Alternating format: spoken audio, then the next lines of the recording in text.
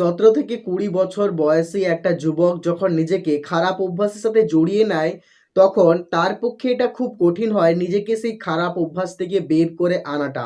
সেই যুবকটা ভালোভাবেই জানে যে সেই খারাপ অভ্যাসের ভয়ঙ্কর পরিণতি কতটা, কিভাবে তার জীবনটা শেষ হয়ে যেতে পারে। কিন্তু এই সব কিছু জানা সত্ত্বেও সে এই খারাপ অভ্যাসে ছাড়তে পারে না। যখন একটা যুবক এই খারাপ অভ্যাসের মধ্যে পড়ে যায়, তখন সে এই খারাপ অভ্যাস থেকে একটা প্লেজার পায়, একটা আলাদা ধরনের অনুভূতি পায়, যে অনুভূতিটা কাল্পনিক, যে আনন্দটাও কাল্পনিক, যেটা আর্টিফিশিয়াল, যে আনন্দটা সবসময় তার সাথে থাকে না। কিন্তু তবুও সেই যুবক সেই আনন্দটাকে ছাড়তে পারে না। সেই আনন্দটার বাইরেও যে একটা জীবন থাকে, সেটাকে সে উপলব্ধি করতে পারছে না। প্রত্যেকটা যুবক এই সময়টাতে এমন কিছু ফ্যান্টাসির মধ্যে পড়ে যায়, যার কারণে তাদের জীবনটা আস্তে আস্তে শেষ হয়ে যায়। যাদের একটা ব্রাইট ফিউচার থাকে, সেই ফিউচারটাও আস্তে আস্তে নষ্ট হয়ে যায় এই খারাপ অভ্যাসের কারণে। খারাপ অভ্যাসগুলো এতটাই ভয়ঙ্কর হয় যে একটা যুবককে শারীরিক এবং মানসিকভাবে সম্পূর্ণভাবে একলা করে দেয়, সম্পূর্ণভাবে ভেঙে দেয়। তার ভেতরে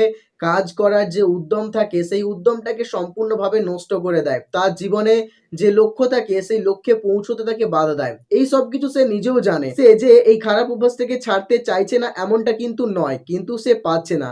বারবার চেষ্টা করার পরেও ব্যর্থ হয়ে যাচ্ছে, এবং একটা সময় পরে সে আশাই ছেড়ে দিয়েছে যে জীবনের সাথে যাই ঘটে চলুক, আর এমন কোনো প্রতিজ্ঞাই নেব না। আসলে একটা মানুষ যখন খুব বেশি পরিমাণে কোনো খারাপ অভ্যাসের মধ্যে অ্যাডিক্ট হয়ে যায়, তখন তার পক্ষে এটা ছাড়া খুব কঠিন হয়ে যায়। তবে আমাদের কখনোই হতাশ হয়ে পড়লে চলবে না। আমাদেরকে ভাবতে হবে যে আমরা পারবো, আমাদেরকে মনস্থির করতে হবে আমরা পারবো। প্রথমে আমাদেরকে অ্যাডিকশনের কারণটা খুঁজে বার করতে হবে, কি কারণে আমরা বারবার সেই খারাপ অভ্যাসের মধ্যে নিজেদেরকে জড়িয়ে ফেলছি। সবার প্রথমে এই কারণটা আমাদেরকে খুঁজতে হবে, আর সবার প্রথমে আমাদেরকে একটা ডেইলি রুটিন তৈরি করতে হবে নিজেদের জন্য, আর সেই রুটিনটাকে ফলো করতে হবে, নিজেকে ব্যস্ত রাখতে হবে।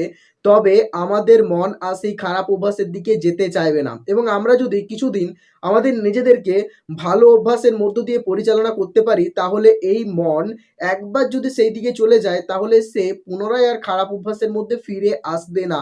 তবে এই প্রসেসটা খুব একটা কঠিন নয় যে এটা আমরা করতে পারবো না, আমরা পারবো। আমাদেরকে কনসিস্টেন্সি মেনে এটা করতেই হবে। প্রথম দিকে এটা যখন আমরা আমাদের জীবনের সঙ্গে অ্যাডজাস্ট করতে যাব, তখন মনে হবে যে এটা সব থেকে বেশি কঠিন, কিন্তু জীবনের এই রকম পরিস্থিতিতে আমাদেরকে ভাবতে হবে যে আমরা পারবো।